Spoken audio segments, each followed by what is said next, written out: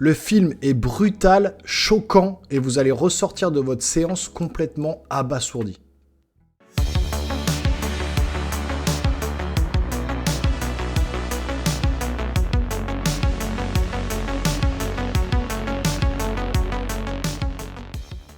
Bonjour les amis, bienvenue sur la chaîne pour une nouvelle critique sans spoiler. Je vous le dis parce que ce film-là, il faut le voir sans spoiler, sinon ça vous gâche le plaisir.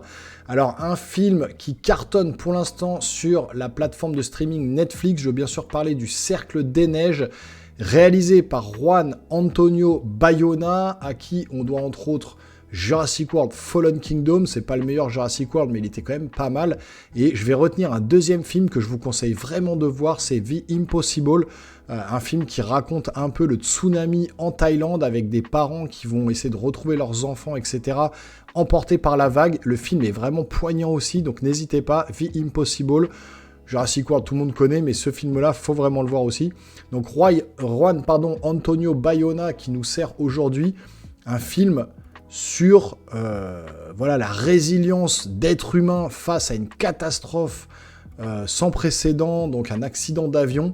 Alors ceux qui ont peur de l'avion, ceux qui ont peur de se crasher, ne regardez pas ce film, parce que forcément vous allez trop flipper après de prendre l'avion. Mais en fait ça raconte l'histoire en 1972, c'est une histoire vraie, tirée de faits réels vraiment, hein, tout s'est passé. En 1972, d'une équipe de rugby uruguayenne qui va prendre l'avion pour aller au Chili et qui va passer par la Cordillère des Andes. Mais là, malheureusement, ils vont s'écraser donc en pleine Cordillère des Andes, dans une montagne enneigée, par un froid polaire en fait, vraiment, où il va y avoir des températures qui vont chuter comme pas possible. Et ils vont se retrouver à devoir survivre dans une carlingue d'avion, donc la carlingue d'avion qui va complètement se disloquer, se couper en deux. Il va y avoir des morts, donc pendant l'accident en fait, et ensuite ils vont devoir survivre pendant plus de 70 jours dans la neige, dans le froid, sans avoir rien à manger ni boire, enfin boire oui la neige, mais en tout cas voilà, le film va se baser sur la résilience de ces personnes-là, sur le côté survivaliste de ces personnes-là, qui vont atteindre des sommets, c'est le cas de le dire, et le film est poignant de bout en bout. Alors, si vous avez déjà vu d'autres critiques sur le net, vous savez qu'il y a un film qui s'appelle Les Survivants, qui est sorti en 1993, j'avais 12 ans à l'époque, je sais que je l'avais déjà vu, donc effectivement, l'effet de surprise est moins là quand vous avez vu ce film-là de 1993, Les Survivants, qui était déjà un très bon film et qui faisait plus téléfilm. Là, on est vraiment sur un film donc espagnol, hein, bien sûr, tout avec des acteurs espagnols, donc qui joue vraiment bien la comédie. J'aurais pas tous les noms à vous citer, puisque il y en a quelques-uns qui reviennent plus à l'écran, mais ils jouent tous très juste la comédie. C'est vraiment très très bien mis en scène, très très bien filmé, très très bien réalisé, les acteurs jouent très bien. Donc de ce côté-là, vous êtes vraiment plongé au cœur même de l'intrigue, au cœur même du film catastrophe, vraiment.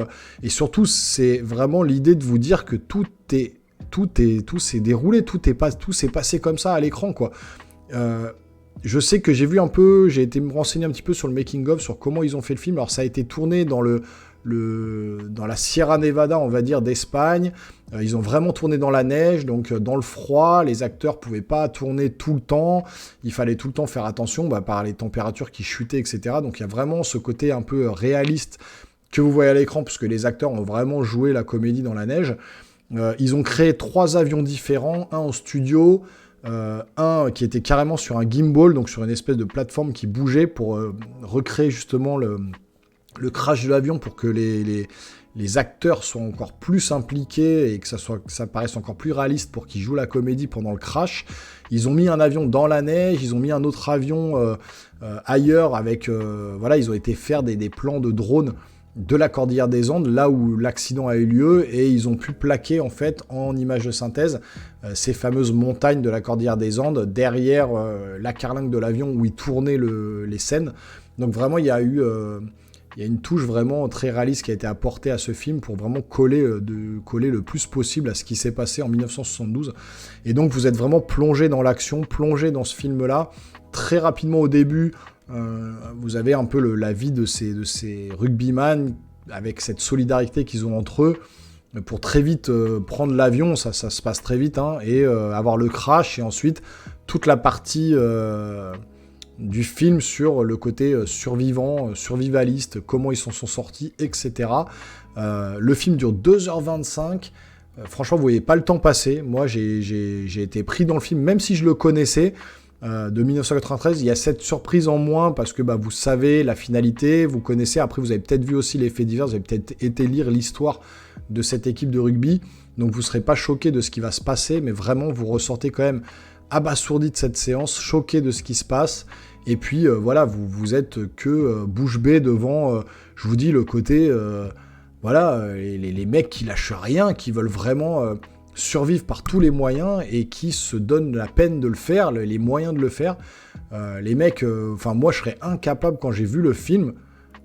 Là, pour le coup, ça fait vraiment film de cinéma. Ça fait pas téléfilm comme en 1993, même si le film de 93 était très très bon. Vous n'êtes pas sur un pseudo-téléfilm, vous êtes vraiment sur un film très bien construit, très bien mis en scène, très bien réalisé, une bonne photographie. Franchement, le réalisateur a fait de l'excellent boulot. Vous êtes vraiment pris de A à Z dans le film, et vous vous demandez surtout comment les mecs ont pu faire pour tenir aussi longtemps par par un froid vraiment polaire, un truc qui vous glace le sang, avec ils se prennent des avalanches, etc. Ils lâchent rien, et c'est cette faculté de l'être humain de résister au maximum et de rien lâcher pour pouvoir survivre. C'est vraiment, la force de l'être humain pour ça est juste impressionnante. Et quand on voit ce genre de film, et quand on voit ce que l'homme est capable de faire, franchement, c'est juste hallucinant.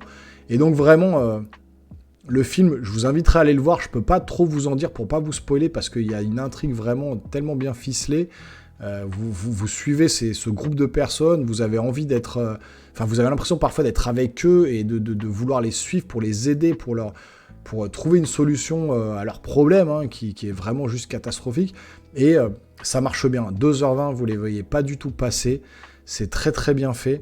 Et je ne pourrais que vous conseiller d'aller voir ce film Netflix. Si en plus, comme moi, vous avez une salle de cinéma avec un bon ensemble son, etc., vous allez prendre votre pied. C'est vraiment un film qui aurait dû sortir au cinéma. Clairement, la plateforme Netflix frappe très fort cette fois-ci avec ce film-là.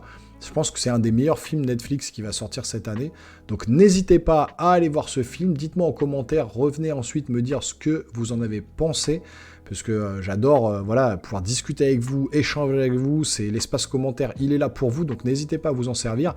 N'hésitez pas également à vous abonner à la chaîne, à lâcher un gros pouce en l'air. Ça aide concrètement la chaîne, je vous le dis tout le temps. On se revoit très rapidement sur la chaîne pour de nouvelles vidéos. On est bientôt à 2000 abonnés. Je vous ferai peut-être un petit concours avec un petit truc à gagner. Donc n'hésitez pas à vous abonner à la chaîne. À très bientôt. Portez-vous bien. Ciao, ciao.